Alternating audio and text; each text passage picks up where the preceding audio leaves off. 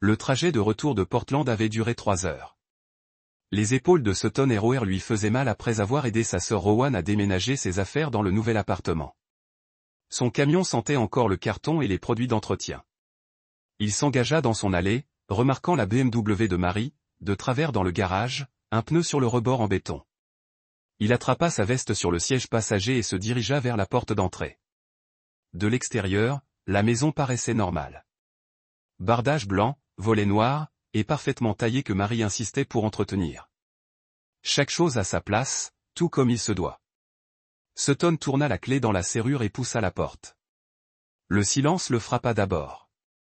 Pas le calme confortable d'une sieste, mais quelque chose n'allait pas. Quelque chose de froid. La télévision du salon diffusait des dessins animés en sourdine. Des couleurs clignotaient sur le parquet. Des jouets éparpillés près du canapé. Les dinosaures en plastique d'Avery.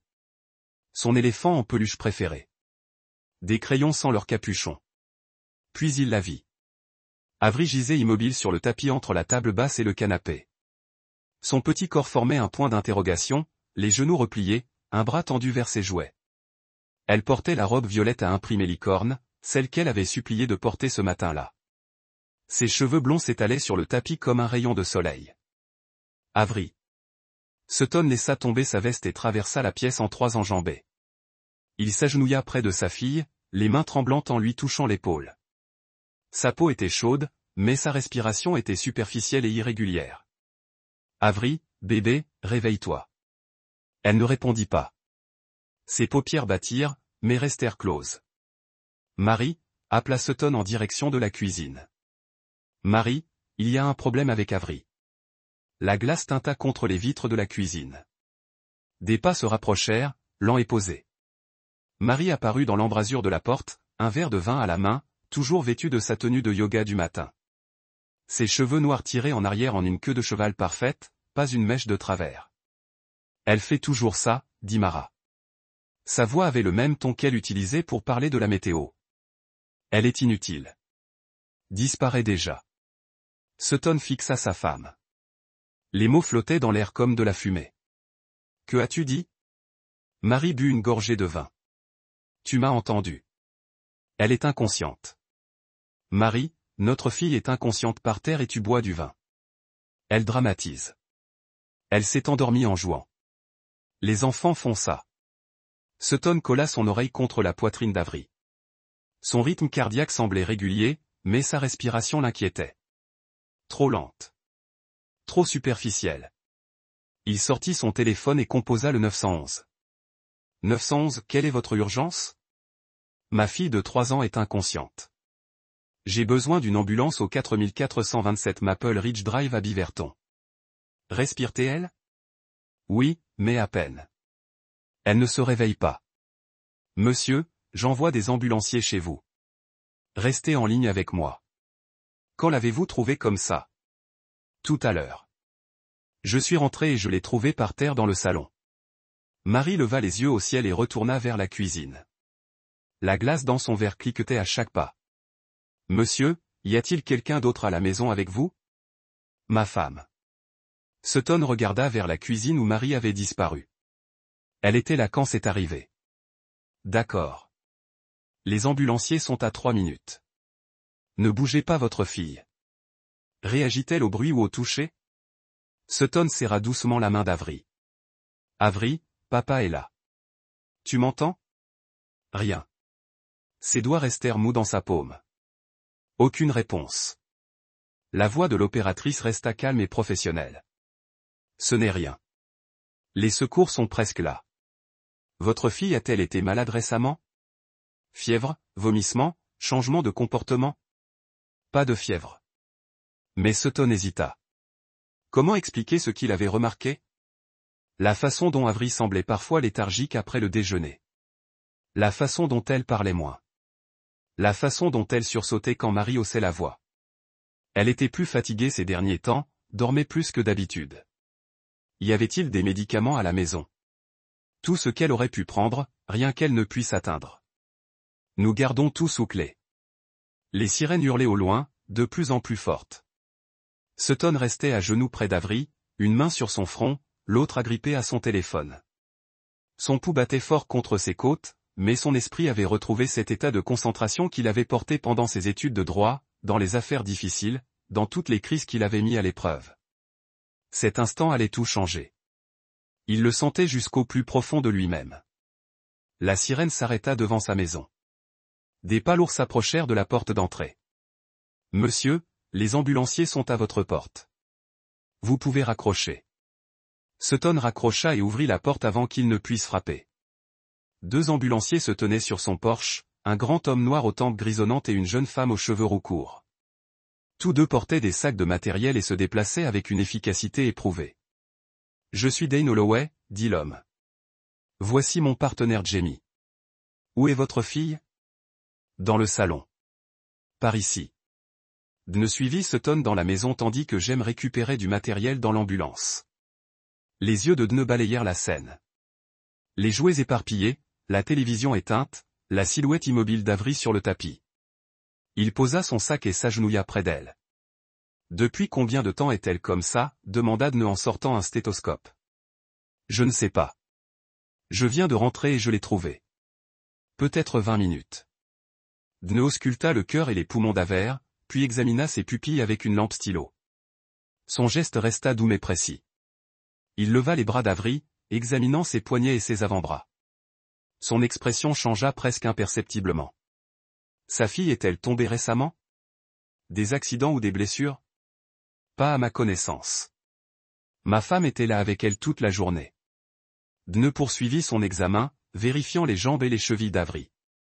Il photographia plusieurs zones avec son téléphone. L'appareil photo lança un flash bref mais intense. Puis il regarda Sutton droit dans les yeux. « Elle n'est pas tombée, dit Dne doucement. Ce sont des bleus défensifs. » Ces mots frappèrent Sutton comme de l'eau glacée. « Que veux-tu dire par défensif? » Des contusions sur les poignets et le haut des bras. Signe classique d'une saisie ou d'une contention. Des contusions récentes.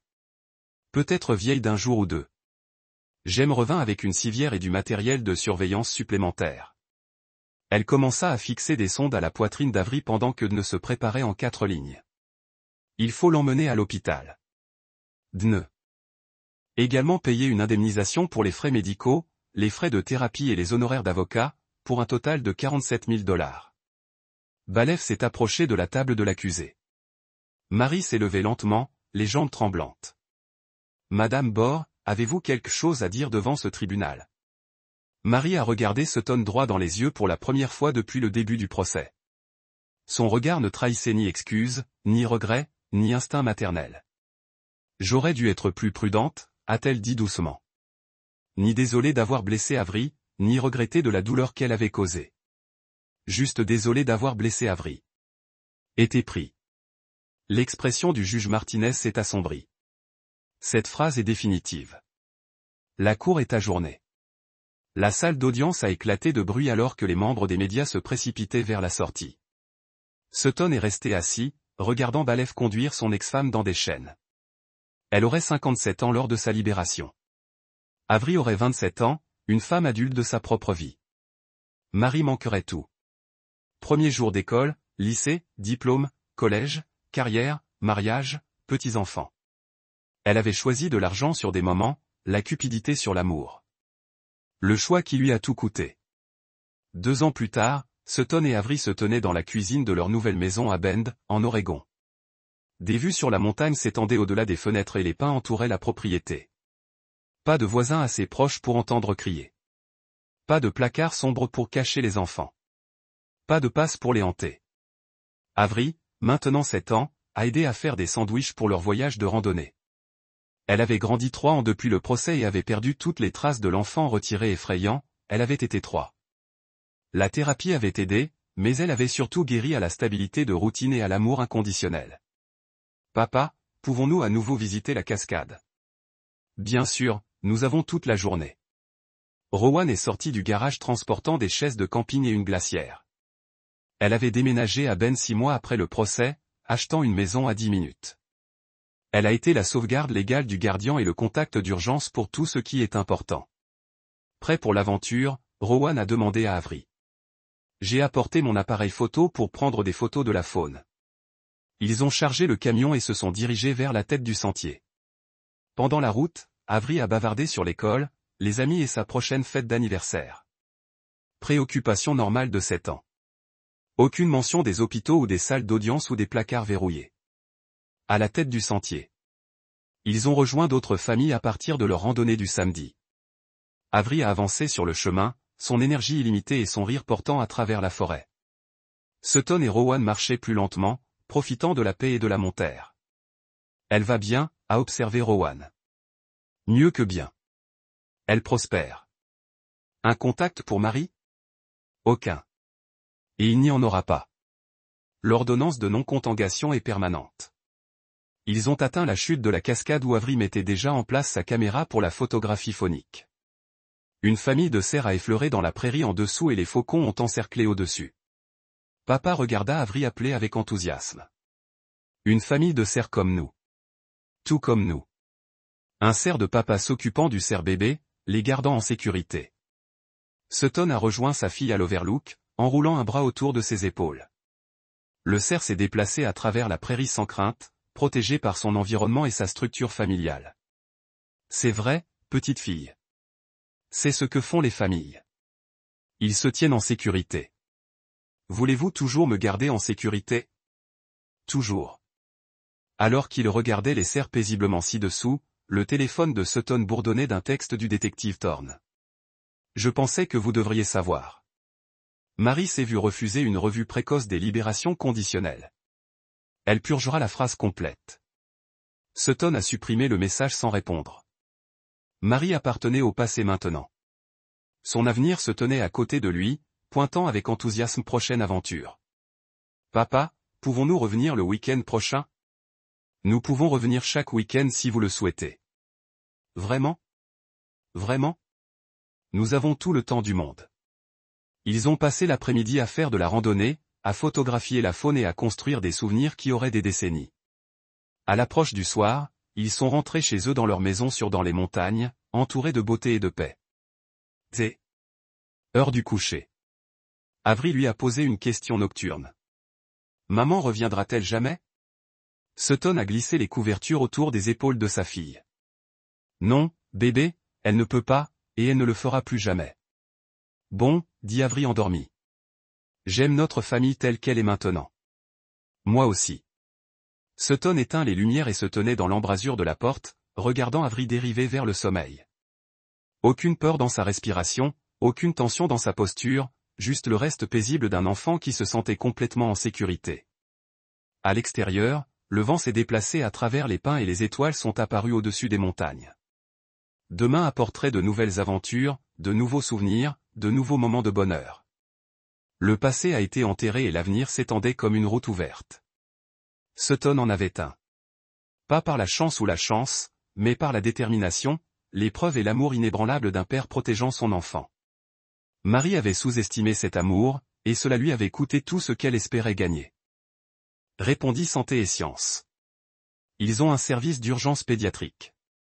Sutton hocha la tête, l'esprit s'emballant, des contusions défensives saisies ou contenues. Pendant qu'il aidait Rowan à se déplacer, quelqu'un avait blessé sa fille. Quelqu'un avait posé ses mains sur elle avec suffisamment de force pour laisser des marques.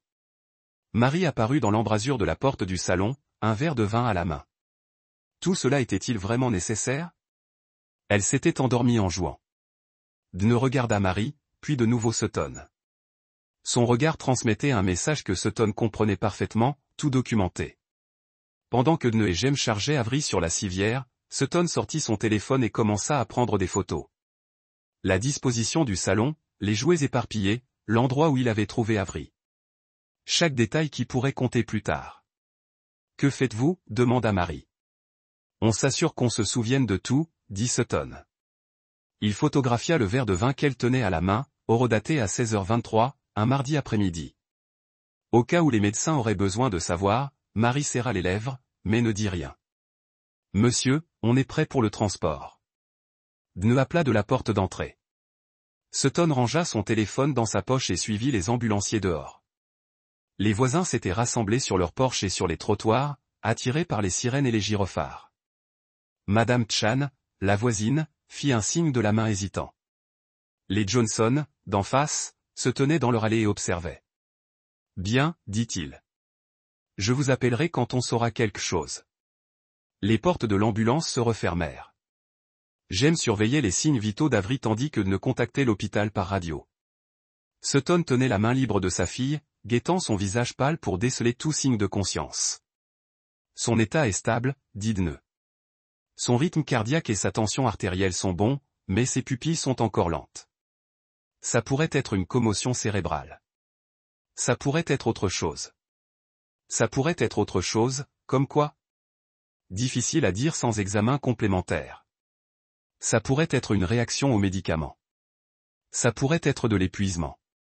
Les médecins trouveront. Sutton serra les doigts d'Avery. Avez-vous vraiment vu des bleus défensifs? Ils croisèrent son regard. Ça fait 15 ans que je fais ça. Je sais ce que j'ai vu. Quelqu'un a saisi votre fille assez fort pour laisser des marques. La question est de savoir qui. L'ambulance s'engagea sur le parking de l'hôpital. Par les fenêtres, Sutton aperçut l'entrée des urgences. Des lumières vives perçaient le crépuscule. Dans quelques minutes, les médecins examineraient Avery. Ils poseraient des questions. Ils voudraient des réponses. Et Sutton lui donnerait tous les détails dont il se souvenait, chaque photo qu'il avait prise, chaque intuition qui lui disait que quelque chose de terrible s'était produit chez lui pendant son absence. L'ambulance s'arrêta. Les portes s'ouvrirent et Sutton suivit sa fille dans le combat de leur vie. Le service des urgences pédiatriques de l'hôpital universitaire de l'Oregon Health and Science vibrait d'une urgence contrôlée. Sutton observait les médecins et les infirmières se déplacer autour du lit d'Avery tels des danseurs chorégraphiés. Chacun se concentrait sur une tâche spécifique. Brassard de tensiomètre, sonde de température, 4 accès supplémentaires. Quelqu'un demandait des radiographies. Le docteur Patricia Wells, le médecin traitant, paraissait assez jeune pour être interne, mais agissait avec une assurance aguerrie. Elle examina Avery minutieusement, accordant une attention particulière aux ecchymoses que Dne avait photographiées. « Monsieur ROR, je vais être direct avec vous. Le docteur Wells a dit, votre fille présente des signes d'un possible traumatisme. Au-delà des ecchymoses, son état de conscience altéré m'inquiète. Nous effectuons des analyses de sang pour vérifier la présence de toxines ou d'autres substances. Des toxines comme quoi? Cela pourrait être une ingestion accidentelle de médicaments. Cela pourrait être autre chose. Le laboratoire nous en dira plus. Une femme vêtue d'un blazer bleu marine s'est approchée du lit. Une trentaine d'années, à l'allure professionnelle, tenait une tablette et un porte-documents en cuir. Son badge indiquait « Rena Delgado, MSW, Service de protection de l'enfance. Monsieur ROR, je suis Rhea Delgado, assistante sociale au service de protection de l'enfance. J'ai été affectée au cas d'Avery. » Sutton a eu un malaise. Service de protection de l'enfance. Quoi? Protocole standard lorsqu'un enfant présente des blessures inexpliquées et une altération de la conscience. Je dois vous poser quelques questions sur ce qui s'est passé aujourd'hui. Le docteur Wells s'est éloigné pour vérifier les résultats du laboratoire, laissant Sutton seul avec Rena à côté du lit d'Avery. Sa fille paraissait incroyablement petite sur les draps blancs de l'hôpital, entourée de machines et moniteurs. Parlez-moi de cet après-midi, dit Rose en ouvrant sa tablette. Quand avez-vous vu Avery réveillé et alerte pour la dernière fois? Ce matin vers 8 heures. J'aidais ma sœur à déménager à Portland. Avery prenait son petit déjeuner, jouait avec ses jouets, tout à fait normal. Et votre femme était à la maison avec Avery toute la journée? Oui. Marie ne travaille pas. Elle reste à la maison avec Avery. À quelle heure êtes-vous rentré? Vers 16h20. J'ai trouvé Avery inconscient sur le sol du salon. Rhea tapait des notes tout en parlant. Comment votre femme a-t-elle réagi quand vous avez trouvé Avery? Sutton hésita. La vérité semblait presque incroyable. Elle buvait du vin dans la cuisine. Elle a dit qu'Avery faisait toujours ça, qu'elle était inutile et qu'elle devrait simplement disparaître. Les doigts de Rena s'arrêtèrent sur sa tablette. Elle a dit que votre fille devrait disparaître. Ce sont ses mots exacts. Et où est votre femme maintenant? Elle reste à la maison pour se changer. Elle a dit qu'elle ne pouvait pas venir à l'hôpital en tenue de yoga. Rhea a pris des notes supplémentaires. Son expression est restée neutre, mais Sutton aperçut quelque chose. Ses yeux. Reconnaissance, peut-être, ou suspicion. Monsieur Héroer, votre femme a-t-elle déjà fait ce genre de remarques sur Avery? Pas vraiment, mais elle n'a jamais été particulièrement maternelle. Elle se plaint qu'Avery exige trop d'attention, qu'elle ne peut pas avoir sa propre vie. Votre femme s'est-elle déjà emportée contre Avery? A-t-elle élevé la voix? L'a-t-elle attrapé brutalement? Quelque chose de ce genre? Une pensée soudaine au bleu que Neu avait identifié? Ces schémas défensifs, quelqu'un qui attrape un enfant de 3 ans assez fort pour laisser des marques. Je travaille de longues heures, dit-il lentement. Je ne suis pas souvent à la maison pendant la journée. Mais ces derniers temps. Avery semble plus renfermée, plus nerveuse en présence de Marie. De quelle manière? Elle sursaute quand Marie parle fort. Elle dort plus que d'habitude et elle a commencé à me demander de ne pas partir travailler le matin. Réa hocha la tête, toujours en train de taper. Monsieur Héroer, je dois vous poser cette question directement. Avez-vous des raisons de croire que votre femme aurait pu blesser Avery intentionnellement? La question planait entre eux comme une arme chargée. Sutton regarda sa fille, les bleus sur ses poignets, la ligne à 4 points sur son bras, les machines qui surveillaient son corps inconscient. Je ne sais pas, dit-il, mais quelque chose s'est produit aujourd'hui pendant mon absence. Quelque chose qui a laissé des bleus sur ma fille et l'a clouée au lit. Je vais demander une radiographie complète du corps, dit Rose. Et je place Avery sous protection temporaire. Elle restera ici jusqu'à ce que nous comprenions ce qui s'est passé. Qu'est-ce que cela signifie? Cela signifie que ni vous ni votre femme ne pouvez ramener Avery chez vous avant la fin de notre enquête. Sutton sentit les murs se refermer sur elle. Je ne lui ai pas fait de mal. Je comprends. Mais pour l'instant, nous devons nous concentrer sur la sécurité d'Avery en attendant de découvrir qui l'a fait. Des pas résonnèrent dans le couloir. Marie apparut dans l'embrasure de la porte, vêtue d'une robe noire et de talons, coiffée et maquillée à la perfection. On aurait dit qu'elle allait dîner, et non rendre visite à sa fille inconsciente aux urgences. Comment va-t-elle? Demanda Marie, d'un ton plus irrité qu'inquiet. Toujours inconsciente. Sutton dit, ils font des tests. Les yeux de Marie sont fixés sur Rena. Et vous? Réa Delgado, des services de protection de l'enfance. J'ai des questions à vous poser sur aujourd'hui. La voix de Marie s'éleva légèrement. C'est ridicule. Avery a trébuché sur sa licorne en peluche. Mon mari réagit de manière excessive, comme d'habitude. Rena rouvrit sa tablette. Madame Héroer, à quelle heure Avery est-elle tombée? Je ne sais pas exactement. Peut-être vers 15 heures. Elle jouait dans le salon, négligente comme toujours. Et comment avez-vous réagi lorsqu'elle est tombée? Je suis allé la voir. Elle semblait aller bien. Alors, je l'ai laissée se reposer. On laisse une enfant de 3 ans inconsciente sur le sol pendant plus d'1 heure. Le sang-froid de Marie s'est évanoui un instant. Elle n'était pas inconsciente. Elle dormait. Madame Héroer, l'ambulancière, a identifié des ecchymoses défensives sur les poignets et les bras d'Avery. Pouvez-vous expliquer ces blessures? Je ne vois pas de quoi vous parlez. Peut-être qu'elle se fait facilement des bleus. Certains enfants le font. Sutton regardait sa femme mentir avec la même assurance posée qu'elle utilisait pour charmer ses voisins et les membres de son club de lecture. Aucune hésitation, aucune culpabilité, juste des réponses calculées. Pour détourner le blâme. Point. Le docteur Wells revint avec un dossier en main. Monsieur et Madame Héroer, nous avons les résultats préliminaires des analyses sanguines. Avery présente des niveaux importants d'alpédome dans son organisme. Qu'est-ce que l'alpédome? Demanda Sutton. Un somnifère de marque appelé Ambi. Il n'est pas prescrit aux enfants, surtout aux enfants de 3 ans. Une dose suffisamment importante pour provoquer un tel niveau de sédation pourrait être dangereuse. Rena leva les yeux de sa tablette. Comment un enfant de 3 ans pourrait-il avoir accès à des somnifères? Elle ne pourrait pas, dit rapidement Mara. Nous n'avons même pas d'amianto à la maison. Le test doit être erroné. Les analyses sanguines pour le alpédome sont très précises, dit le docteur Wells. Quelqu'un a donné ce médicament à votre fille. La pièce se tut, à l'exception du bip des moniteurs d'Avery. Sutton sentit quelque chose de froid et de terrible s'installer dans sa poitrine. Sa femme avait drogué leur fille. Les ecchymoses, l'inconscience, la réaction insensible, tout cela était horriblement logique. Je dois parler à la sécurité de l'hôpital, dit Réa. Et j'appelle un inspecteur de police pour vous interroger tous les deux. C'est de la folie, protesta Marie. Je ne ferai jamais de mal à Avery. C'est ma fille. Mais sa voix portait une note que Sutton n'avait jamais entendue auparavant. La peur. Pas la peur pour la sécurité d'Avery, mais la peur d'être attrapé. Madame Eroerre a dit, je vais vous demander de rester ici jusqu'à l'arrivée de l'inspecteur. La sécurité de l'hôpital vous escortera jusqu'à une chambre privée où vous pourrez attendre. Je ne suis pas obligé d'écouter ça. Je m'en vais.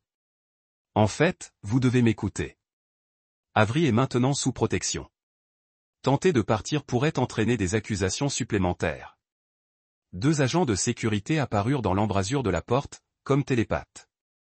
Le regard de Marie passa d'un côté à l'autre, puis à Rena, puis à Sutton. Son masque glissa enfin complètement sous son apparence polie. Sutton vit quelque chose qu'il n'avait jamais remarqué auparavant. Un calcul froid mêlé à une panique sincère. Sutton, dis-leur que c'est de la folie. Dis-leur que je ne ferai jamais de mal à notre fille. Sutton croisa le regard de sa femme. Je ne sais plus ce que vous feriez ou ne feriez plus. Les agents de sécurité s'avancèrent. Madame, si vous voulez bien nous suivre. Marie se laissa escorter hors de la pièce, ses talons claquant sur le carrelage. Même en crise, elle conservait son apparence. Même surprise en flagrant délit de mensonge, elle projetait le contrôle. Rena ferma sa tablette. Monsieur Eroer, un détective veut vous interroger également, mais vous pouvez rester ici avec Avery pour le moment. Merci. Une dernière chose. Avez-vous un endroit sur où dormir ce soir? Ailleurs que chez vous? Ma sœur vit à Portland maintenant. Je pourrais l'appeler. Bien.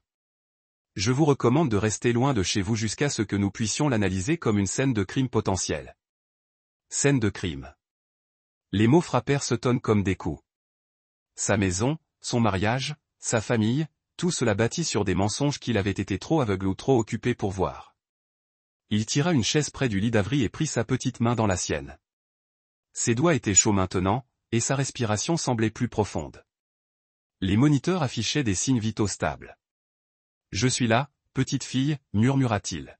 « Papa ne va nulle part. » Le docteur Wells s'approcha pour donner des nouvelles. La bonne nouvelle, c'est qu'Avery réagit bien. Sa tension artérielle et son rythme cardiaque se stabilisent. Elle devrait se réveiller dans les prochaines heures, le temps que le médicament disparaisse. La mauvaise nouvelle, c'est que, d'après les taux sanguins, on lui a administré une dose importante, suffisante pour endormir un adulte pendant des heures. Pour un enfant de 3 ans, cela aurait pu être fatal si la dose avait été plus forte. Sutton ferma les yeux. Sa femme avait tenté de faire du mal à leur fille, peut-être pire. Docteur, à son réveil, se souviendra-t-elle de ce qui s'est passé? C'est possible. Le zolpidem peut causer des troubles de la mémoire, mais les enfants retiennent parfois plus de souvenirs que les adultes. L'inspecteur voudra l'interroger une fois qu'elle sera réveillée. Sutton hocha la tête et serra la main d'Avery. À son réveil, il veillerait à ce qu'elle ne se sente plus jamais en danger. Quoi qu'il en coûte, quel que soit le temps nécessaire, il la protégerait de tous ceux qui l'avaient abandonnée, y compris lui-même. Sutton n'avait pas dormi. En 36 heures. Le fauteuil d'hôpital s'était moulé sur sa colonne vertébrale au mauvais endroit, mais il refusait de quitter Avery. Elle s'était réveillée 2 fois, brièvement, confuse et en larmes, avant de sombrer dans un sommeil médicamenteux. À chaque fois, elle l'avait attrapé de ses petites mains désespérées. L'inspecteur Ezra Thorne est arrivé mercredi matin avec un café qui sentait meilleur que tout ce que proposait la cafétéria de l'hôpital. Une barbe grisonnante d'une 40aine d'années, vêtue d'un costume froissé suggérant qu'il avait travaillé toute la nuit. Monsieur Eroer, je suis l'inspecteur Thorne, du commissariat de police de Portland. Je crois savoir que vous avez eu quelques jours difficiles. C'est une façon de le dire. J'ai interrogé votre femme hier soir. Sa version des faits n'a pas changé. Chute accidentelle, enfant endormi, père surprotecteur. Elle s'y tient. Et l'épiderme dans le sang d'Avers. Elle prétend que quelqu'un a dû contaminer de la nourriture ou des boissons. Il dit, vous avez peut-être donné quelque chose à Avery avant de partir pour Portland. Sutton sentit sa mâchoire se serrer. Je lui ai donné petit déjeuner. Céréales et jus d'orange. Rien d'autre. Je vous crois, Mais j'ai besoin de preuves, pas de croyances.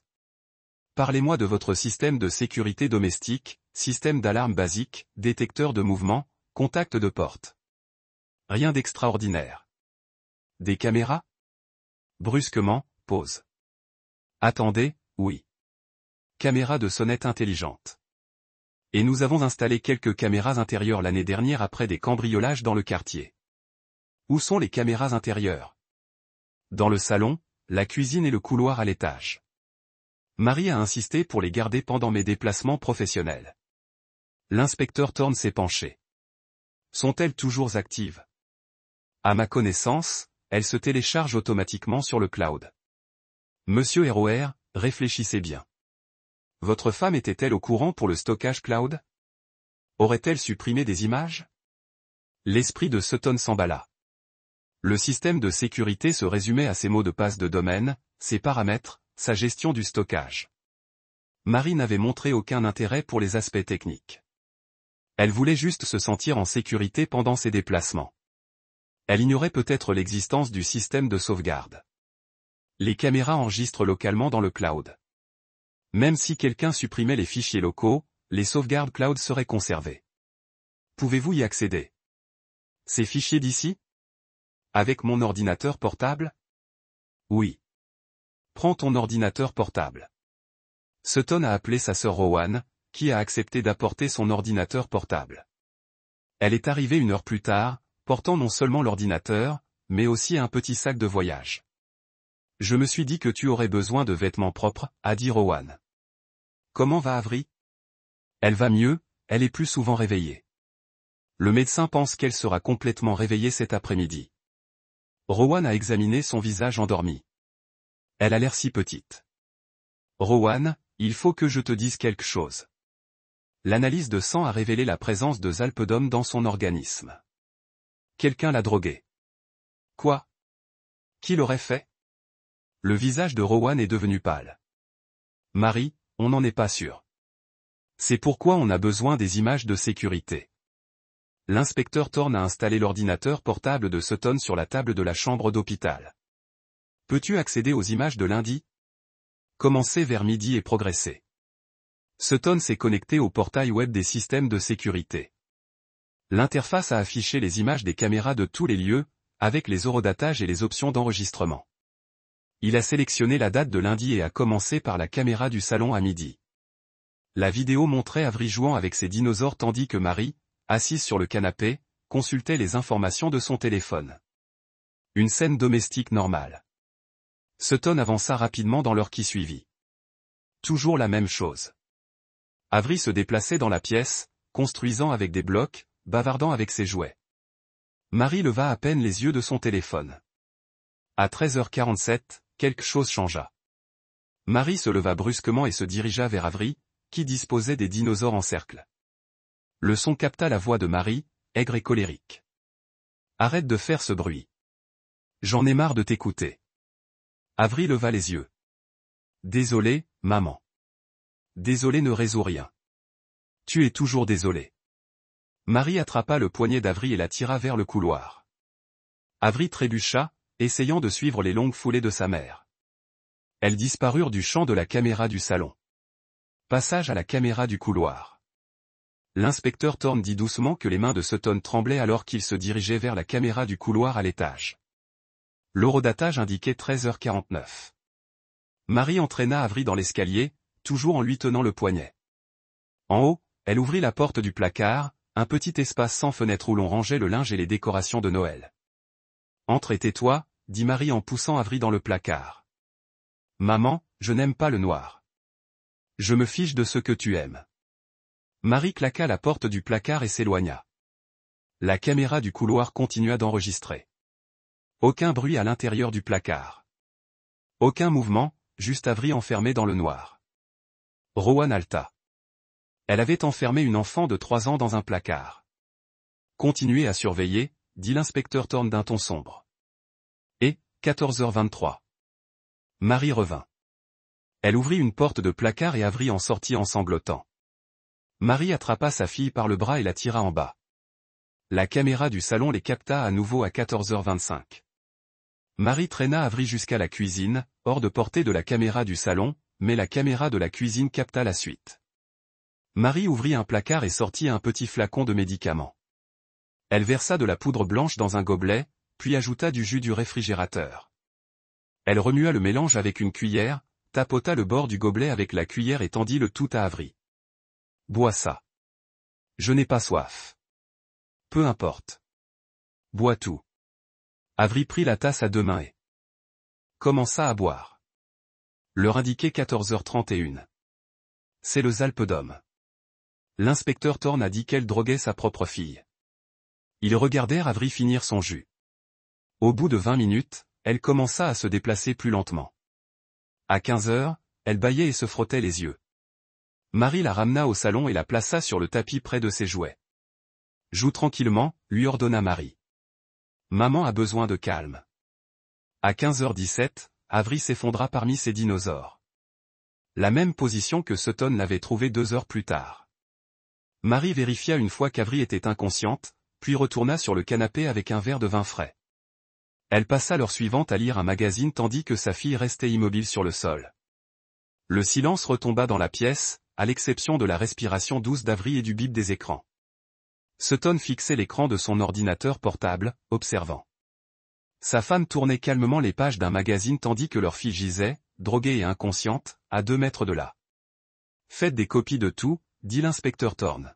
« Chaque fichier, chaque angle, chaque horodatage, je veux une sauvegarde stockée à 3 endroits différents. » « Déjà dessus, dit Sutton avec rage. Rowan essuya des larmes sur ses joues. Comment a-t-elle pu faire ça? Comment une mère a-t-elle pu faire ça à son propre enfant? Certaines personnes ne devraient pas être parents.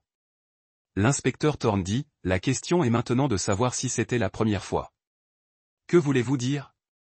Soudain, il demanda, Monsieur Roer, j'ai besoin que vous repensiez aux derniers mois.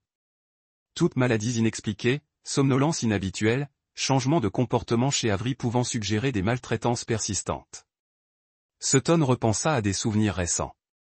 Le besoin accru d'Avery de faire la sieste l'après-midi, sa réticence à être seule avec Marie, la façon dont elle s'était accrochée à lui le matin avant le travail. Elle dort plus, dit-il lentement. Et elle me demandait de ne pas partir travailler. Je pensais que ce n'était qu'une phase. Vous voyagez souvent pour le travail? 2 ou 3 jours par mois, parfois plus longtemps pour les cas complexes, et Marie était seule avec Avery pendant ces périodes. Les conséquences frappèrent Sutton comme une masse de béton. À chaque voyage d'affaires, chaque nuit passée au bureau, chaque fois qu'il laissait Avery seul avec Marie, il laissait sa fille à quelqu'un qui la considérait comme un fardeau à éliminer. Il faut que je voie les images de mon dernier voyage d'affaires. Sutton dit, il y a 3 semaines, j'étais à Seattle pendant 4 jours. L'inspecteur Thorne hocha la tête. Ramasse ses dossiers. Monsieur le travail. Commencez à tout documenter. Chaque interaction, chaque conversation, chaque détail dont vous vous souvenez. Cette affaire est sur le point de se compliquer. Sutton commença à télécharger des fichiers, sa colère se cristallisant en une détermination sans faille. Marie avait blessé leur fille délibérément et à plusieurs reprises. Elle avait drogué une enfant de 3 ans et l'avait laissée inconsciente par terre sans même y penser. Mais elle avait commis une erreur cruciale. Elle avait oublié les caméras et Sutton avait maintenant des preuves qui allaient la détruire. Jeudi matin, la pluie apporta de nouvelles révélations. Avery était réveillée et parlait, même si elle restait confuse quant à ce qui s'était passé. Le docteur Wells prévoyait de la laisser sortir vendredi si ses analyses sanguines continuaient de s'améliorer. Sutton avait passé la nuit à copier les images de sécurité et à établir une chronologie des abus. Le schéma était clair. Chaque fois qu'il voyageait ou travaillait tard, Marie droguait Avery pour qu'elle obéisse. Parfois avec juste assez de médicaments pour l'endormir, d'autres fois avec des doses dangereuses qui la rendaient inconsciente. L'inspecteur Thorne arriva avec un café, l'air sombre. Nous avons un problème. Votre femme a déposé une ordonnance restrictive contre vous ce matin. Quoi? Elle prétend que vous êtes instable et dangereux. Elle dit que vous l'avez menacé et que vous montrez des signes de paranoïa. La tasse de café de Sutton s'est arrêtée à mi-chemin de sa bouche. C'est insensé. Elle a fourni des SMS comme preuve. Des captures d'écran montrant un langage menaçant, des accusations d'infidélité, des exigences de rester loin d'Avery. Je n'ai jamais envoyé ces messages. Je sais que les horodatages ne correspondent pas aux enregistrements de l'antenne relais. Elle les a falsifiés, mais de manière convaincante, le juge a émis une ordonnance temporaire. Vous ne pouvez pas la contacter directement ni vous approcher à moins de 150 mètres de chez vous. Sutton sentit la rage familière monter dans sa poitrine, mais son esprit resta concentré. Elle essaie de m'isoler des preuves. Astucieux de sa part, mais elle ne sait pas qu'il a déjà les images de sécurité. Quelle est sa prochaine étape? L'inspecteur Thorne a sorti son téléphone. On la surveille. J'ai une surveillance sur votre maison et son véhicule. Si elle prépare quelque chose, on l'attrapera. Préparer quelque chose comme quoi? Monsieur ROR, votre femme a drogué votre fille à plusieurs reprises pendant plusieurs mois. Elle n'a manifesté aucun remords lorsqu'on l'a confrontée. Ce genre de personne ne s'arrête pas, elle s'intensifie. Le téléphone de Sutton a vibré, un SMS d'un numéro inconnu. Besoin de nous rencontrer. Informations importantes concernant Marie. Parking niveau 3, place 47. 1 heure plus tard, il a montré le message à l'inspecteur Thorne, qui a froncé les sourcils. Peut-être un piège. Peut-être légitime. Quoi qu'il en soit, vous n'y allez pas seul. 1 heure plus tard, Sutton et l'inspecteur Thorne attendaient dans le parking de l'hôpital. Une Honda Civic cabossée est arrivée place 47. La conductrice en est sortie, une femme d'une trentaine d'années. Une énergie nerveuse irradiait de chacun de ses mouvements. Monsieur ROR, je suis Bethany Kim. J'ai travaillé pour votre femme. Travaillé pour elle comment? Nounou, babysitter à temps partiel. Elle m'a licencié il y a 8 mois. L'inspecteur Thorne s'est avancé. Pourquoi vous a-t-elle licencié? Parce que j'ai posé trop de questions. Avery était toujours malade ou somnolente quand je arrivais. Marie a dit qu'elle souffrait d'un problème médical nécessitant des médicaments. Quel genre de questions avez-vous posé à propos des médicaments? Pourquoi un enfant de 3 ans avait-il besoin de somnifères? À propos des bleus. Le pouls de Sutton s'est accéléré. Quels bleus?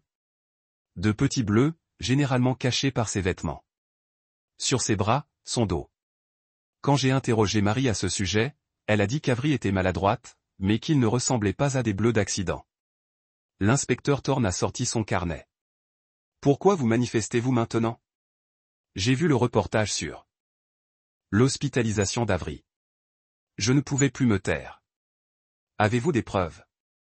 Des photos, des enregistrements, tout ce qui pourrait prouver des maltraitances. Bethany a hésité, puis a fouillé dans son sac à main. J'ai enregistré une conversation avec Marie. Un après-midi, elle était ivre et parlait de la facilité de la vie sans Avery. Elle a tendu un dictaphone numérique à l'inspecteur Thorne. Il a appuyé sur lecture et la voix de Marie a rempli le parking. Parfois, je me demande ce qui se passerait si elle disparaissait. Pas morte, juste disparue. Comme si elle n'avait jamais existé. La vie se serait tellement plus simple. Madame ROR, vous ne le pensez pas vraiment. N'est-ce pas?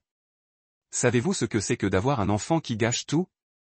Tous les projets, tous les moments de paix, toutes les chances de bonheur. Ce n'est qu'un bébé. C'est un fardeau, et un jour je trouverai quoi faire. L'enregistrement s'est terminé. Sutton sentit le froid le gagner.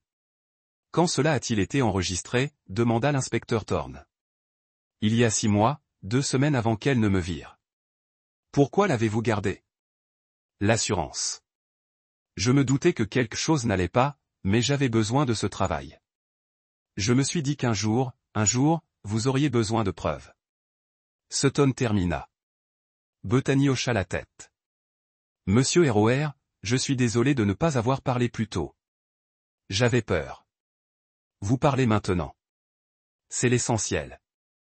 L'inspecteur Thorne empocha l'enregistreur. Cet enregistrement, combiné aux images de sécurité, nous donne une intention claire. Mais il nous faut plus. Plus de quoi? Il faut la prendre en flagrant délit. Tentative de meurtre. Les accusations exigent la preuve d'une activité criminelle actuelle, et pas seulement d'abus passés. Que suggérez-vous pour que nous donnions à votre femme l'occasion de terminer ce qu'elle a commencé? Vendredi après-midi, Sutton a installé un traceur GPS sur la BMW de Marie alors qu'elle se trouvait dans un Starbucks de Burnside Street. L'appareil fourni par l'inspecteur Thorne était plus petit qu'une boîte d'allumettes et magnétique. Il se fixait sous le passage de roue arrière, invisible à moins que quelqu'un ne sache où regarder. Test du signal, dit l'inspecteur Thorne dans l'oreillette de Sutton. J'ai sa position parfaitement. Retour soudain à sa voiture de location garée à 3 pâtés de maison. Suivre Marie directement violerait l'ordonnance restrictive, mais la localiser électroniquement était parfaitement légale. L'inspecteur Thorne s'en était assuré. Où est-elle maintenant, demanda Sutton, toujours dans un café. Mais son après-midi allait devenir intéressant. Marie est réapparue 15 minutes plus tard, un gobelet Vigny à la main, consultant son téléphone. Elle est montée dans sa BMW et s'est engagée dans la circulation en direction de l'ouest, en direction des collines.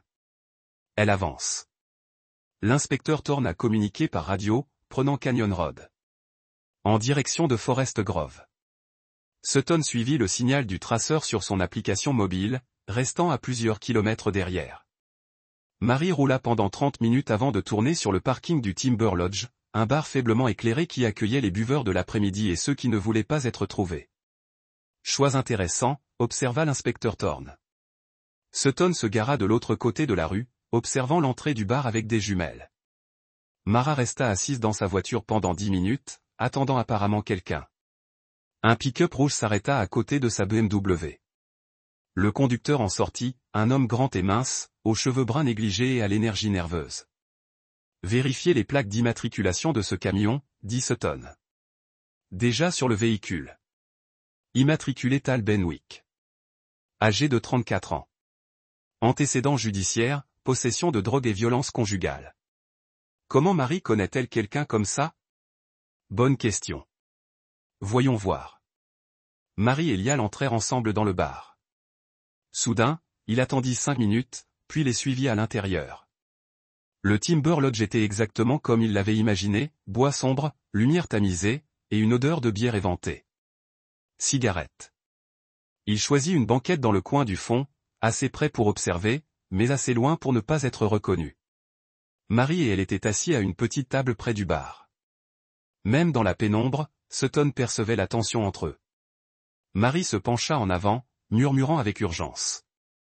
Lee hochait fréquemment la tête, jetant de temps en temps un coup d'œil circulaire. Sutton activa l'application d'enregistrement vocal sur son téléphone et se dirigea vers une banquette adjacente, se cachant derrière les sièges à dossier haut. L'acoustique du bar était mauvaise, mais il pouvait capter des bribes de conversation. Je commence à soupçonner, disait Marie. L'hôpital, l'assistante sociale, toutes ces questions. Je vous l'avais bien dit, répondit-elle, j'aurais dû être plus prudent. J'ai été prudent, mais Sutton est rentré plus tôt. S'il avait respecté son emploi du temps, tout se serait bien passé. Et maintenant, il nous faut une solution permanente. Sutton sentit son sang se glacer. Il ajusta sa position, essayant d'obtenir un son plus clair. Quelle solution permanente? Je vais demander. Ce sera mieux quand elle sera partie. Plus de problèmes. Plus de problèmes. Question. Plus d'interférences. Marie, tu parles de. Je parle de ce qui aurait dû se passer il y a des mois. D'une manière ou d'une autre, elle doit disparaître. Alors, qu'attendons-nous? Pendant qu'on lui posait la question, la conversation s'interrompit pendant que le barman apportait des boissons fraîches. Les mains de Sutton tremblaient tandis qu'il essayait de stabiliser son téléphone pour s'assurer que l'enregistrement continuait. La situation de garde protectrice complique les choses, continua Marie. Mais ils ne peuvent pas la garder à l'hôpital indéfiniment. Un jour, elle rentrera à la maison et nous finirons ce que nous avons commencé. Faire passer ça pour un accident. Une chute dans les escaliers, peut-être. Ou une noyade dans la baignoire. Les enfants de 3 ans sont fragiles. Sutton ferma les yeux, luttant contre l'envie de traverser la pièce en bondissant et de serrer la gorge de sa femme dans ses mains. Elle prévoyait de tuer leur fille, discutant de cela autour d'un cocktail comme d'une transaction commerciale. Et ton mari? Sutton fera son deuil comme il se doit, se reprochant probablement de ne pas être à la maison plus souvent. Il finira par s'en remettre, et nous attendrons un bon moment, puis je. Demander le divorce. Traumatisme émotionnel dû à la perte d'un enfant. Les tribunaux seront compréhensifs. Je lèverai mon verre à un nouveau départ et à la résolution des problèmes, répondit Marie. Ils trinquèrent et burent. Sutton arrêta l'enregistrement et s'éclipsa du bar. Il tremblait de rage et d'horreur. Moi dans sa voiture.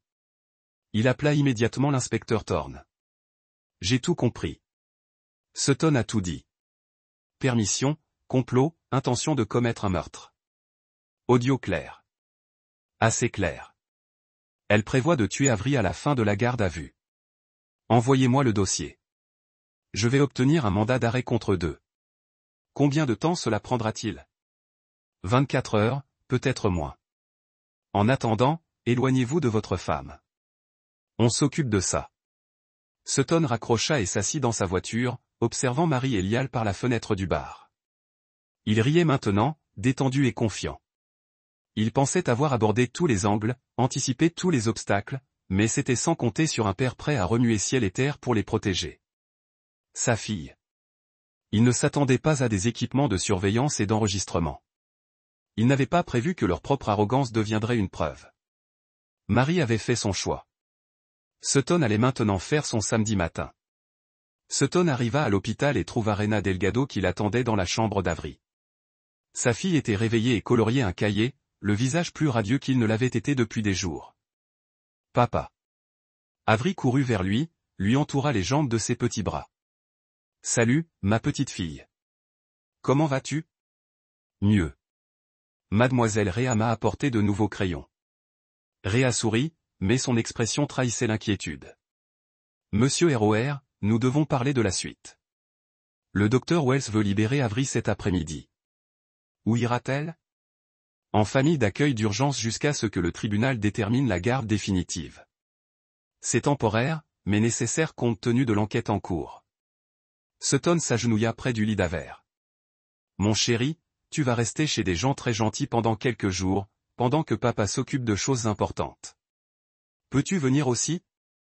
Pas encore, mais je viendrai te voir tous les jours, et dès que ce sera sans danger, on sera à nouveau ensemble. » La lèvre inférieure d'Aver tremblait.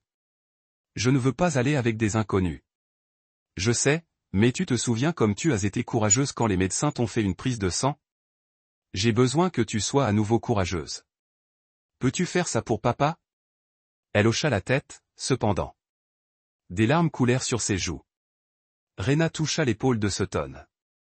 La famille Foster est spécialisée dans les cas de garde protectrice. Avery sera en sécurité et bien soigné. Merci.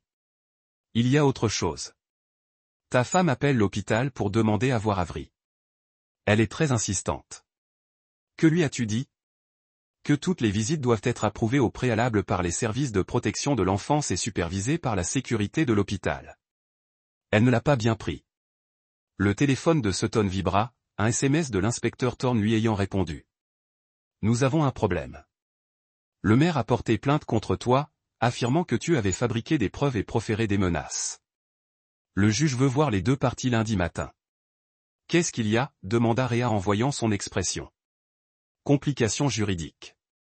Mary riposte. Ce n'est pas surprenant. Les agresseurs s'en prennent généralement à eux-mêmes lorsqu'ils se sentent acculés. Que savez-vous de son passé ? Avant qu'elle ne m'épouse, j'ai fait des recherches à ce sujet. En fait, son parcours professionnel est limité. Aucun diplôme universitaire vérifiable. Elle a brièvement travaillé comme réceptionniste dans une entreprise pharmaceutique avant votre rencontre. L'entreprise pharmaceutique Meridian Biochemical. Ils ont fait faillite il y a 3 ans suite à des violations des règles de la FDA. Sutton a senti le déclic. De quel genre d'infraction s'agissait-il ? Stockage et distribution inappropriée de substances réglementées. Plusieurs employés ont fait l'objet d'une enquête pour vol de médicaments périmés, dont Mary. Aucune inculpation n'a été retenue, mais elle a été interrogée. Les notes d'enquête mentionnent qu'elle avait accès à des somnifères et à des anxiolytiques. Sutton a immédiatement appelé l'inspecteur Thorne. Thorne à l'appareil. C'est Sutton. Mary travaillait dans une entreprise pharmaceutique qui a été fermée pour vol de médicaments. Elle avait accès aux médicaments qu'elle utilisait sur Avery. Meridian Biochemical. Je suis au courant. Nous sommes déjà en train de les extraire. Dossier d'enquête. Qu'avez-vous trouvé d'autre ? Elle Benwick travaillait aussi chez Meridian. Un service différent, mais la même entreprise. C'est comme ça qu'ils se sont rencontrés. Donc, leur relation remonte à des années.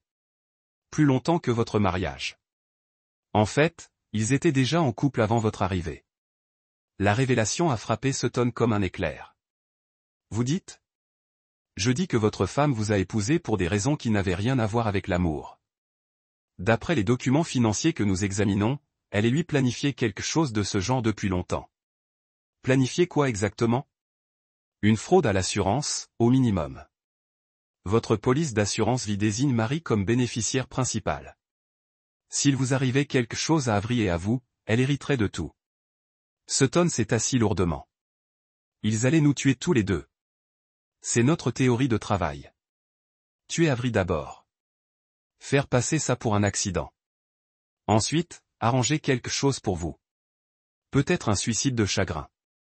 Peut-être un autre accident. Régler tous les détails et repartir avec un dédommagement substantiel. À quel point? Entre l'assurance vie, la valeur nette de la maison et les comptes de placement, près de 2 millions de dollars. Sutton a fermé les yeux.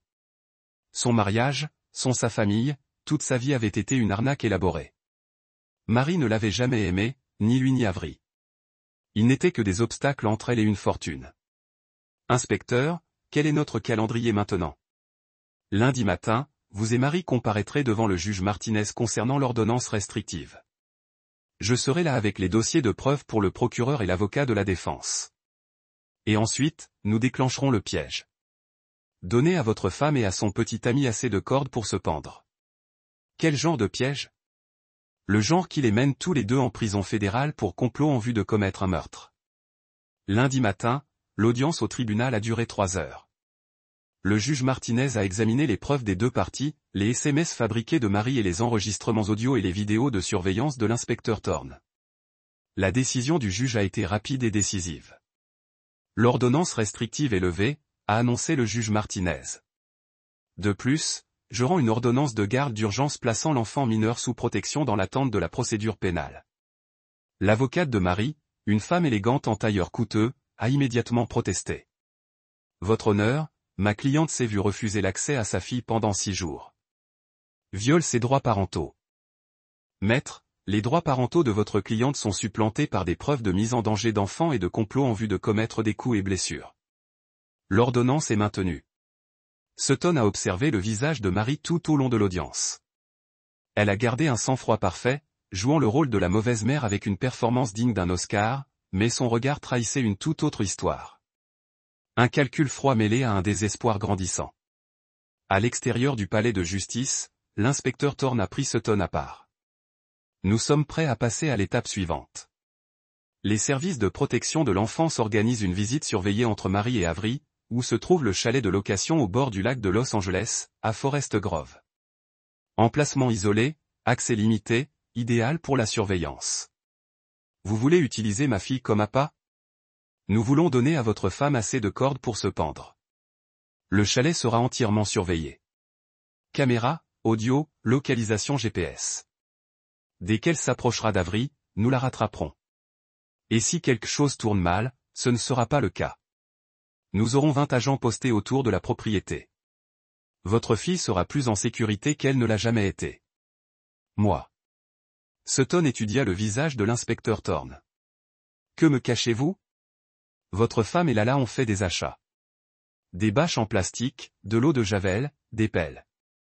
Elles se préparent à quelque chose de permanent. Elles vont tenter de la tuer pendant la visite. C'est notre évaluation. Mais elles ne savent pas que nous les surveillons. Elles pensent avoir déjoué le système. Quand cela se produira-t-il? Jeudi après-midi, Rena transportera Avery au chalet sous prétexte de thérapie de réunification familiale. Vous serez placé avec notre équipe de surveillance. Je veux être armé. Monsieur ROR, inspecteur, si quelque chose tourne mal, si votre plan échoue, je ne laisserai pas ma fille mourir à cause de protocoles bureaucratiques. Thorne réfléchit à la question. Je verrai ce que je peux arranger. Mercredi soir, Rowan a aidé Sutton à préparer l'opération. Elles étaient assises dans son appartement de Portland, vérifiant le matériel et révisant le plan une douzaine de fois. Êtes-vous sûr, de cela, demanda Rowan, mettant Avery en danger pour les attraper. Elle est déjà en danger. Tant que Marie sera libre, Avery ne sera jamais en sécurité. Et si la police ne réagit pas assez vite? Sutton vérifia le pistolet. L'inspecteur Thorne avait fourni un Glock 19 compact avec 2 chargeurs de rechange. Alors je réagirai assez vite. Sutton, tu ne peux pas y aller avec l'intention de tuer ta femme. J'y vais avec l'intention de protéger ma fille. Quoi que cela implique.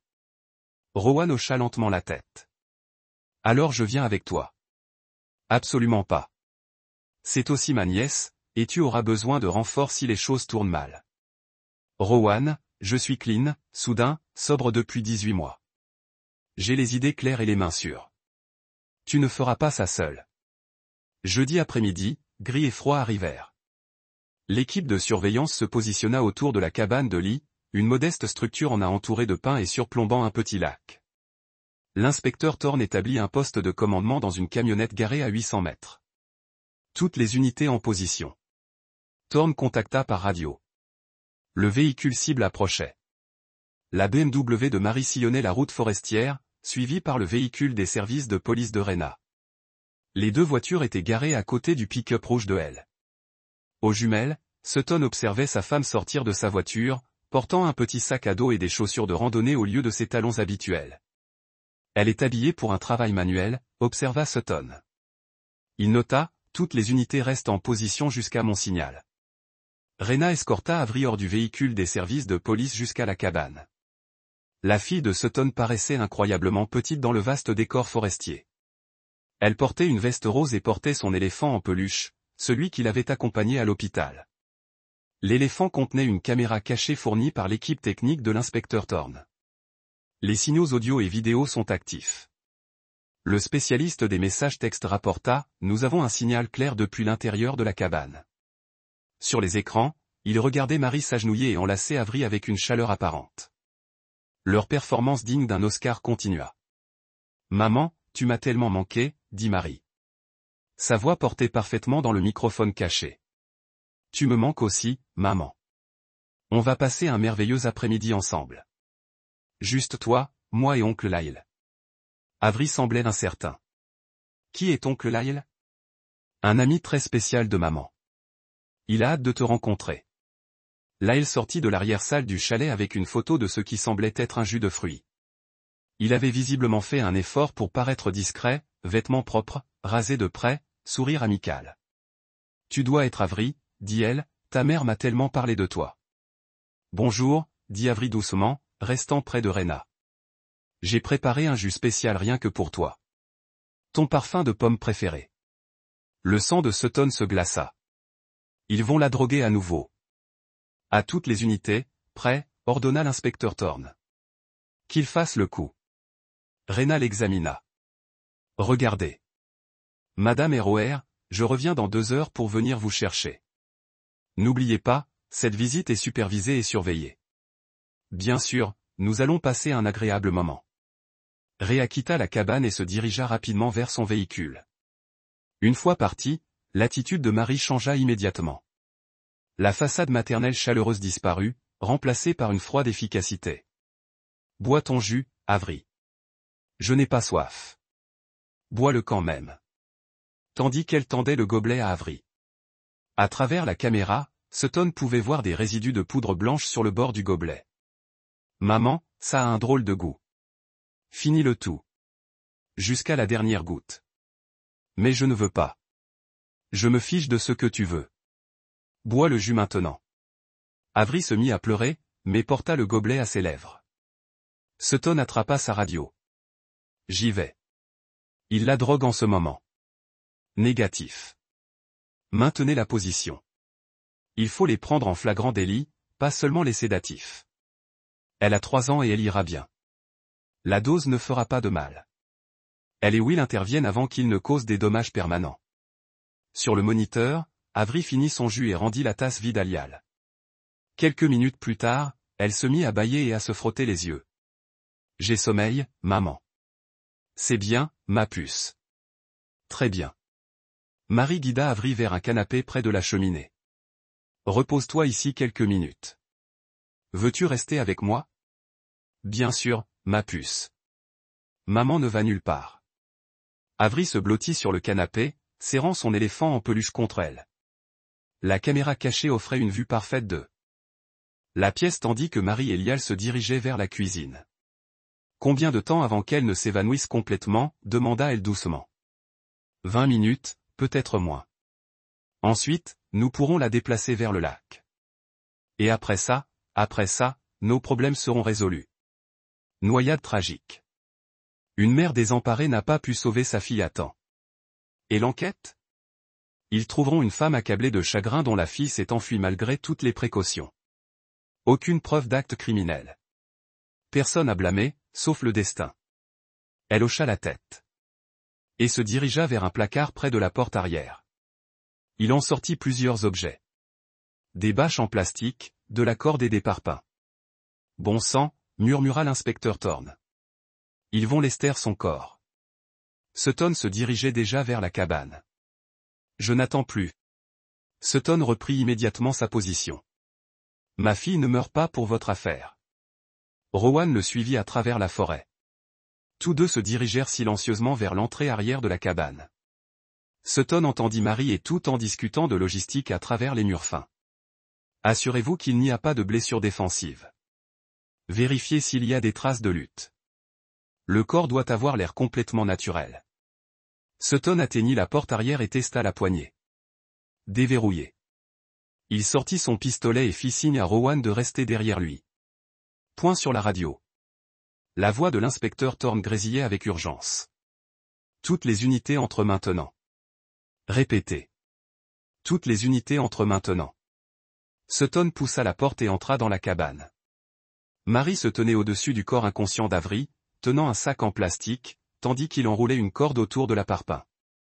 Éloigne-toi de ma fille. Marie se retourna, le visage choqué, puis calculé. Sutton, tu n'es pas censé être là. Je t'ai dit de t'éloigner d'elle. Tu ne comprends pas. C'est pour notre bien à tous. Éloigne-toi d'Avery ou je te tire dessus. Elle lâcha la corde et tendit la main vers un couteau de chasse sur le plan de travail de la cuisine. Sutton pivota et tira 2 fois. Au centre. Lee s'effondra, du sang ruisselant sur sa chemise en flanelle. Lee. Marie hurla.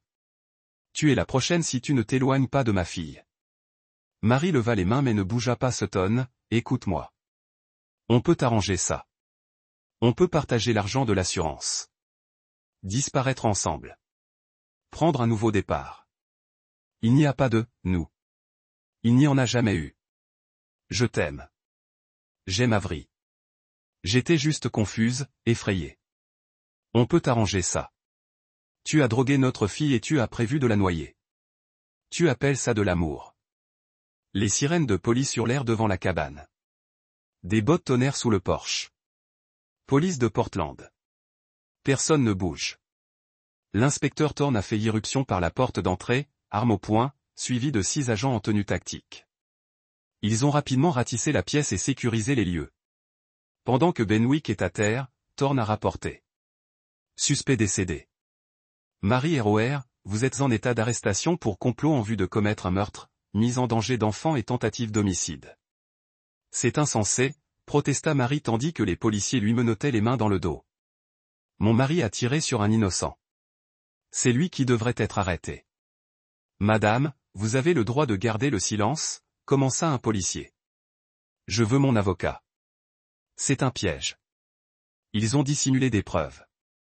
Sutton rengaina son arme et se précipita aux côtés d'Avery. Elle respirait régulièrement et son pouls était fort. L'effet des drogues se dissiperait en quelques heures et elle se réveillerait saine et sauve. Papa. La voix d'Avery était à peine plus forte qu'un murmure. Je suis là, ma puce. Tu es en sécurité maintenant. On rentre à la maison? Oui, on rentre. Mais pas dans la maison où Marie l'avait terrorisée. Pas dans l'endroit où elle avait été droguée, enfermée dans des placards et traitée comme un fardeau. Il trouverait un nouveau foyer, un endroit sur où Avery pourrait grandir sans peur. L'inspecteur Thorne s'approcha tandis que les ambulanciers vérifiaient les signes vitaux d'Avery. Tu as tiré proprement sur Sutton. L'eau tendait la main vers un arme. Cas clair d'usage justifié de la force. Et Marie, elle est absente pour très longtemps.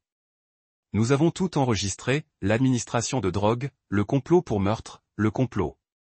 Son avocat peut argumenter autant qu'il veut, mais les preuves sont accablantes.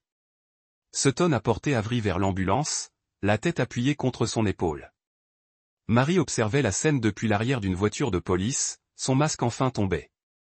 Ce qu'il lisait dans ses yeux n'était ni regret, ni amour, ni instinct maternel. C'était de la haine pure. 6 mois plus tard, Sutton était assis au premier rang du tribunal du comté de Multnomah, regardant le procès de sa femme entrer dans sa phase finale. L'accusation avait présenté 3 semaines de preuves, des images de sécurité, des enregistrements audio, des témoignages médicaux et des analyses médico-légales. Marie avait changé. Une combinaison orange au lieu de robe de créateur. Pas de maquillage, pas de coiffure coiffée, pas de façade soignée. La prison lui avait ôté toute capacité à manipuler par l'apparence. La procureure Elena Santos s'est approchée du jury pour les plaidoiries. Mesdames et messieurs, cette affaire concerne les abus délibérés et calculés sur un enfant sans défense. Par la personne qui aurait dû la protéger le plus, sa propre mère. Santos a activé un grand écran diffusant des images de sécurité de la maison de Sutton. Le jury a vu Marie traîner Avery dans les escaliers et l'enfermer dans le placard. L'accusée n'a pas abusé de sa fille dans un accès de colère ou de frustration. Elle l'a planifié. Elle s'est procuré illégalement des médicaments sur ordonnance. Elle a administré des doses dangereuses à plusieurs reprises pendant des mois. Et comme si cela ne suffisait pas, elle a comploté avec son complice pour commettre un meurtre. L'écran a ensuite montré les images de la cabine où Marie discutait de la noyade d'Avery avec une indifférence désinvolte. Vous avez entendu ses propres mots. Nos problèmes seront résolus. Elle a qualifié sa fille de 3 ans de problème à éliminer. Santos a marqué une pause, laissant le poids de ses mots s'abattre sur la salle d'audience.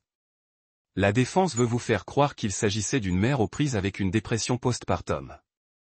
Une femme qui a commis des erreurs sans jamais avoir eu l'intention de nuire. Les preuves racontent une toute autre histoire. L'écran a montré des relevés financiers indiquant les polices d'assurance et les structures successorales qui auraient bénéficié à Marie.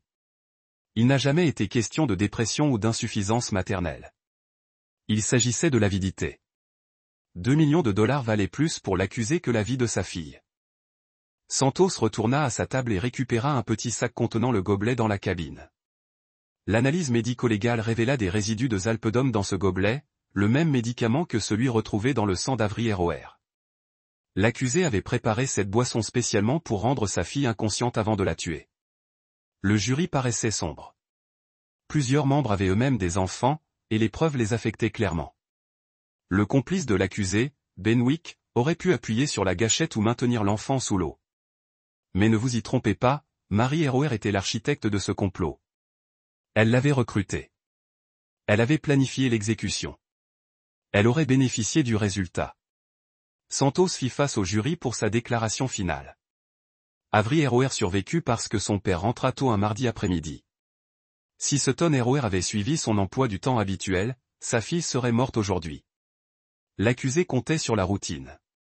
Elle comptait pouvoir droguer un enfant, simuler un accident et toucher l'argent de l'assurance. Elle ne l'a pas fait. Elle ne comptait pas sur une éventuelle arrestation. Elle ne comptait pas sur les caméras de surveillance. Elle ne comptait pas sur un père qui se battrait pour la vie de sa fille. L'accusé a commis une erreur cruciale dans sa planification. Elle a sous-estimé l'amour d'un parent. Santos est retourné à sa place. L'avocat de la défense, Marcus Helming, s'est levé pour sa plaidoirie finale. Un homme grand, aux cheveux argentés et au costume coûteux. Mesdames et messieurs, mon client a commis de terribles erreurs. Je n'insulterai pas votre intelligence en prétendant le contraire, mais les erreurs sont différentes d'un meurtre prémédité. Helming a abordé le jury avec une tactique différente, attaquant le calendrier et la collecte de preuves de l'accusation. L'accusation veut vous faire croire que Marie ROR a planifié la mort de sa fille pendant des mois. Mais où sont les preuves d'une planification à long terme? Où Internet recherche-t-il des méthodes de meurtre? Où se déroulent les répétitions ou les phases de préparation? Il a fait un geste vers la table des preuves. Vous avez affaire à une femme aux prises avec une maladie mentale non traitée, qui s'automédicamente avec de l'alcool et prend de plus en plus de mauvaises décisions.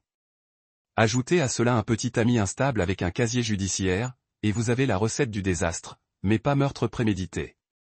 Helming a diffusé un autre extrait audio, Marie pleurait lors de son arrestation, affirmant n'avoir jamais voulu blesser Avery. Ce ne sont pas les paroles d'une tueuse de sang-froid.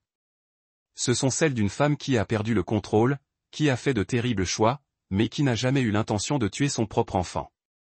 L'argumentation de la défense semblait faible, et Sutton voyait bien que le jury n'y croyait pas. Trop de preuves indiquaient une planification et une exécution délibérée. Après 90 minutes de délibération, le jury a rendu son verdict. Pour l'accusation de complot en vue de commettre un meurtre au premier degré, nous déclarons l'accusé coupable. Pour l'accusation de mise en danger d'enfant au premier degré, nous déclarons l'accusé coupable. Pour l'accusation d'administration de substances réglementées à un mineur, nous déclarons l'accusé coupable. Le juge Martinez a fixé la peine à la semaine suivante. Marie n'a montré aucune émotion lorsque les huissiers l'ont ramené en cellule de détention, mais Sutton l'a surprise en train de le regarder une dernière fois. Son regard exprimait la même haine froide qu'il avait vue au chalet. Elle lui reprochait d'avoir ruiné son plan. Le jour de la condamnation, la salle d'audience était bondée. La couverture médiatique avait rendu l'affaire tristement célèbre. La mère qui avait tenté de tuer sa propre fille pour l'argent de l'assurance. Les déclarations des victimes ont rempli la séance matinale. Sutton est monté à la barre pour s'adresser directement au tribunal. Votre honneur, ma fille a maintenant 5 ans. Elle est à la maternelle, joue au football et apprend à lire. Elle rit tous les jours et dort paisiblement toutes les nuits. Il a regardé Marie à la table de l'accusé. Elle a regardé droit devant elle, refusant de le regarder dans les yeux. Avery ne se souvient pas beaucoup de ce qui s'est passé quand elle avait 3 ans. Les médecins disent que c'est normal, les souvenirs traumatiques s'estompent chez les jeunes enfants, mais elle se souvient avoir eu peur. Elle se souvient de ne pas se sentir en sécurité chez elle. La voix de Sutton reste posée et maîtrisée. L'accusé a volé des mois de l'enfance de ma fille. Elle a transformé notre maison en un lieu de peur et de danger. Elle a drogué une petite fille à plusieurs reprises et a planifié de la tuer pour de l'argent. Mais Avery a survécu, non pas par chance ou par accident, mais parce que des gens se sont levés au moment opportun. Un ambulancier qui a reconnu les signes de maltraitance. Une assistante sociale qui a posé des questions difficiles. Un détective qui a recueilli des preuves. Une nounou qui a dit la vérité. Ma fille est en vie parce que des personnes bienveillantes ont choisi d'agir plutôt que de détourner le regard. Sutton a quitté la barre des témoins. Le juge Martinez a examiné le rapport présententiel avant de rendre sa décision. Madame Roer, j'ai présidé des milliers d'affaires criminelles au cours de ma carrière. J'ai été témoin de violences conjugales, de maltraitance d'enfants et de meurtres sous toutes leurs formes, mais je n'ai jamais vu une telle indifférence calculée envers le bien-être d'un enfant. La voix du juge exprimait un dégoût évident. Vous avez systématiquement drogué votre fille pendant des mois. Vous avez comploté pour la tuer à des fins lucratives. Vous n'avez manifesté aucun remords lors de votre arrestation et aucune préoccupation pour son bien-être pendant toute la procédure. Le tribunal retient des circonstances aggravantes, notamment la vulnérabilité de la victime, la motivation financière et l'utilisation d'une arme mortelle. Ces facteurs justifient une peine plus lourde. Le juge Martinez s'est légèrement penché en avant. Pour complot en vue de commettre un meurtre, vous avez été condamné à 12 ans de prison fédérale. Pour mise en danger d'enfant, vous êtes condamné à 8 ans de prison d'État. Accusé d'administration illégale de substances contrôlées, vous êtes condamné à 2 ans de prison d'État. Ces peines seront exécutées consécutivement, et non simultanément. Durée totale d'incarcération, 22 ans. Marie a finalement exprimé son émotion. Son visage est devenu pâle et ses mains ont tremblé. De plus, vous êtes définitivement déchu de tous vos droits parentaux envers Avery Roer. Vous ne pouvez la contacter, ni directement ni indirectement, pendant toute la durée de votre incarcération et pendant les 10 ans suivant votre libération. Vous devrez